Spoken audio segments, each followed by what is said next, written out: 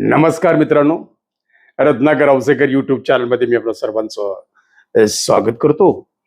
आणि मित्रांनो,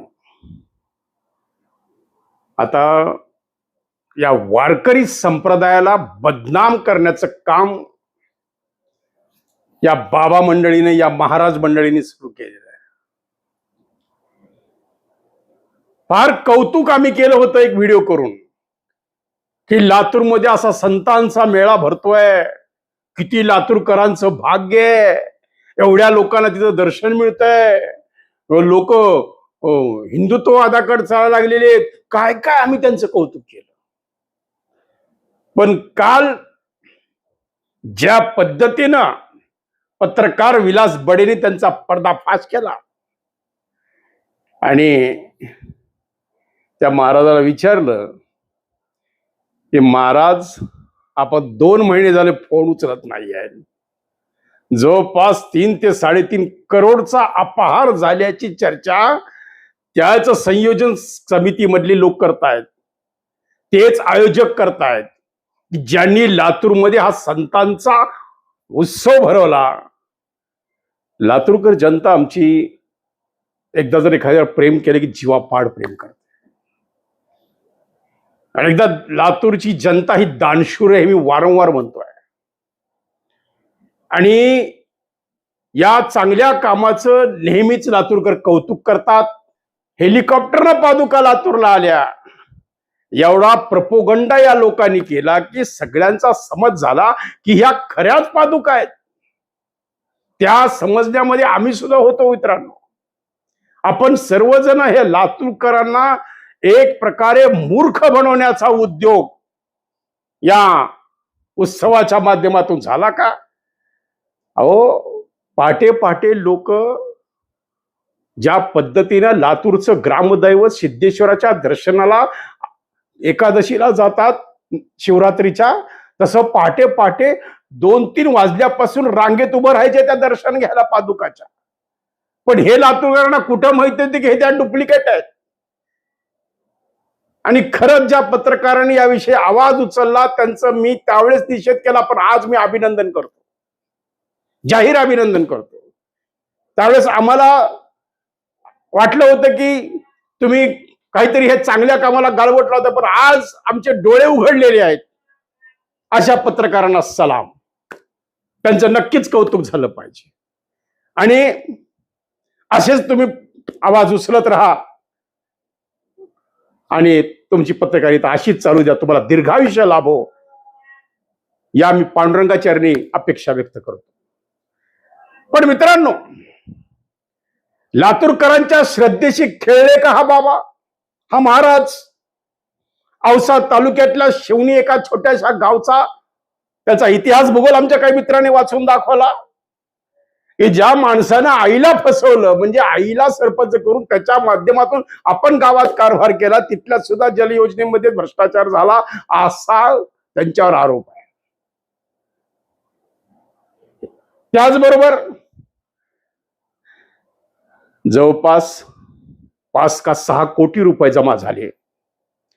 या दान देण्यामध्ये लातूरातले माजी मंत्री, सहकार मंत्री विद्यमान, अनेक आमदार, अनेक राजकीय नेते त्या पांडुरंगाच्या पादुकाच्या, त्या पांडुरंगाच्या नावाखाली, तुकोबारायाच्या नावाखाली, साधू संतांच्या नावाखाली हा भरवलेला उत्सव, त्याच्या दर्शनासाठी 5-5, 2-2 किलोमीटर रांगा.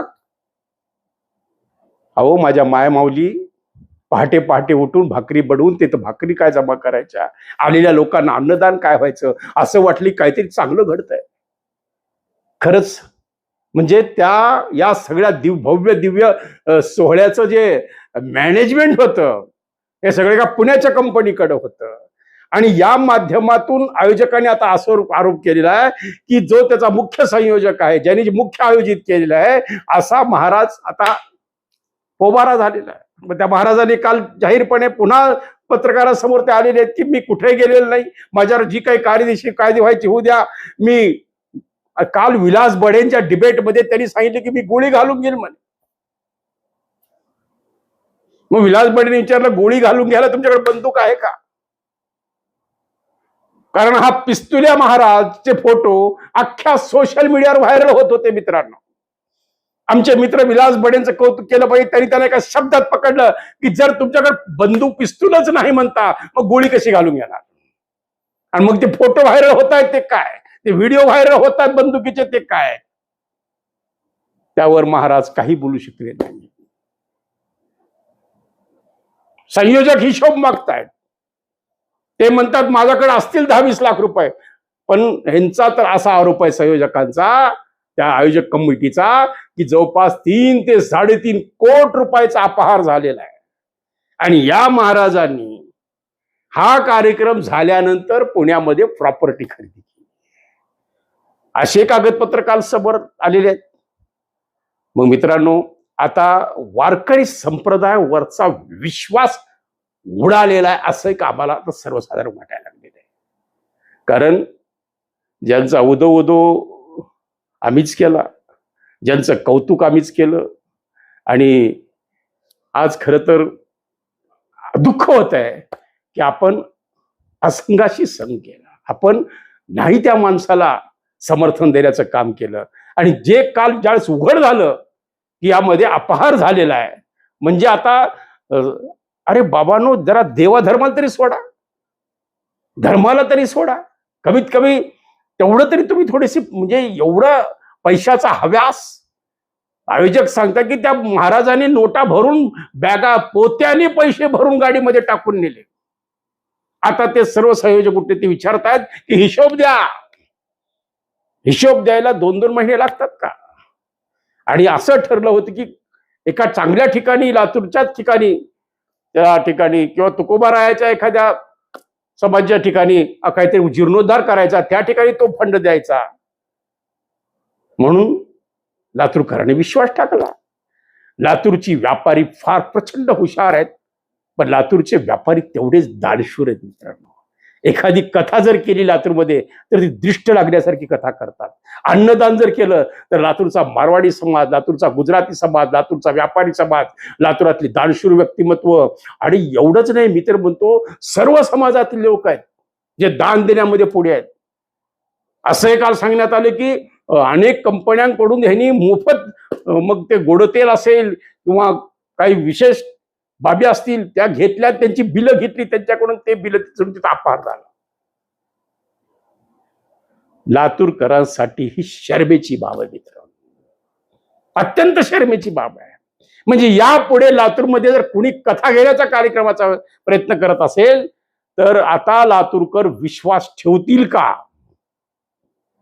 हा प्रश्न आता नक्कीच निर्माण झालेला आहे. कारण एक काळ होता की या लातूरमध्ये अनेक, आता सत्संग प्रतिष्ठान असलेले अशा अनेक प्रतिष्ठान आहेत की जे सातत्यानं लातूरमध्ये मुरारी बापूंच्या कथा, अनेक महाराजांच्या कथा, ढोक महाराजांच्या कथा, अनेक महाराजांच्या कथा आयोजित करतात, कीर्तनाचे कार्यक्रम आयोजित करतात. तसं लातूर जिल्ह्यात मी पाहतोय, कारण सातत्यानं लातूरच्या आसपास हरिकीर्तन, आसपास भागवत सप्ते, प्रत्येक गावामध्ये भागवत सप्ते. तर काल काही काही विद्वानांनी हे सांगितले की हा भागवत सप्ताह हा उद्योग झालेला आहे. कोणताही महाराज कीर्तनासाठी फोकट मोफत कीर्तन करत नाही, याच्यामध्ये अर्थार्जन सुरू झालेलं आहे, याच्यामध्ये भ्रष्टाचार आलेला आहे, याच्यामध्ये नंबर 2चा काळा पैसा आलेला आहे. आणि याच्या माध्यमातून जे सर्वसामान्य लातूरकर भाविक आहेत ते बळी पडतायत. याच उत्सवाच्या माध्यमातून जो गरीब मजुरी करणारा माणूस, दिवसाचे फक्त 100-200-300 कमवणारा माणूस, तो सुद्धा त्या ठिकाणी गेला. ज्या ठिकाणी खंडापूरला हा उत्सव झाला त्या ठिकाणी आमच्या भांडेवालनीची अवकात नसताना, परिस्थिती नसताना सुद्धा त्यांनी 500 रुपये त्या ठिकाणी टाकले आणि दर्शन घेतलं त्या पादुकांचं. म्हणजे तुम्ही एवढे श्रद्धेशी खेळलात, एवढा लातूरच्या जनतेशी भावनेशी खेळलात. आणि हा आवाज आम्ही कुणी उचललेला नाही, तर हा आवाज त्यांच्या संयोजन कमिटी मधल्या काही लोकांनी आता आवाज उचललेला आहे की तो महाराज पैसे घेऊन पळाला, पोबारा केला. आता ते महाराजावर त्यांनी काल पोलीसमध्ये तक्रार सुद्धा दाखल केली. पोलीस अधीक्षकाला भेटायला गेले, त्यांना भेटले. आता त्यांना काहीतरी आश्वासित केलेलं आहे. आता बघूया त्या महाराजांची चौकशी होती का, बघू ते महाराज खरंच पिस्तुल्या महाराज आहेत का, आणि पिस्तुल्या महाराजाबद्दल बोलताना काल विलास बडेंनी महाराजांना विचारलं की महाराज तुम्ही गोळी घालून घेतो म्हणतायत, तुम्ही देहत्याग करतो म्हणतायत, मग गोळी घालून घ्यायला तुमच्याकडे पिस्तूल आहे का? महाराज अनुत्तरित झाले. महाराज बोलू शकले नाहीत. महाराज म्हणतात की डुकरं मारायची छर्र्याची बंदूक आहे. मग डुकरं मारायची छर्र्याची बंदूक लोकांना मिरवायची काय गरज आहे? स्टेटस ठेवायची काय गरज आहे? त्या स्टेटसच्या माग मी सगळ्यांना भारी आहे हे दाखवण्याची काय गरज आहे?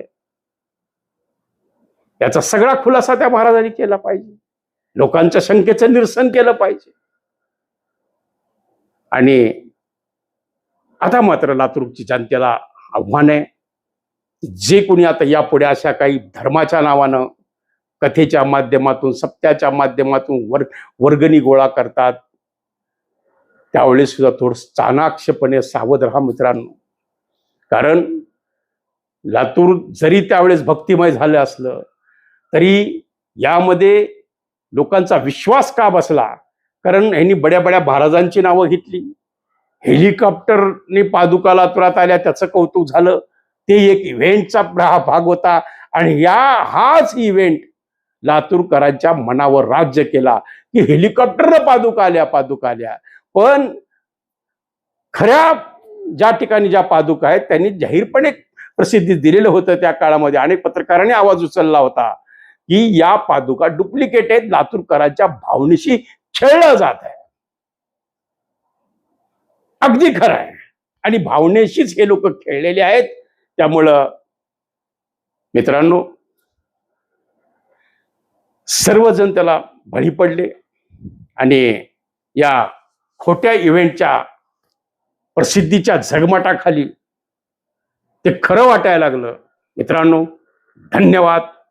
पाहूया आता त्या महाराजांचं काय होतं, पोलीस अधीक्षक काय कारवाई करतात, महाराज काय खुलासा करतात, महाराज त्या 3.5 कोटी 4 कोटीचा हिशोब देतात का, महाराजांनी काय काय कुटाने केले, या सगळ्यांचा लोकाजोका आता लवकरच बाहेर पडणारच आहे.